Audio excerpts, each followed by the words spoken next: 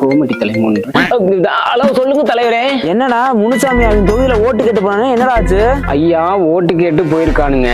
சரி, அப்புறம் எதையோ உருட்டி அடிச்சிருப்பானுங்களாட்டுக்குது. மோந்து பார்த்ததுக்கு அப்புறம் தான் தெரியுது அது நாய் விட்டேன்னு.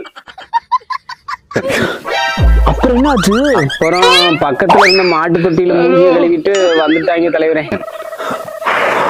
சரி, உன் தொகுதியில ஓட்டு கேட்டு போனியா, அது என்னாச்சு? ஐயா அவங்களுக்குனாச்சும் பரவாயில்லையாட்டுக்கு சாமி. எனக்கு ஏதோ மனுஷ ஐட்டத்தையும் உள்ள கலந்து விட்டு அடிச்சிருப்பாங்களாட்டுக்கு சாமி. இதை குளிச்சு 3 நாளா வாழ போக மாட்டேங்குது. என்னடா சொல்ற?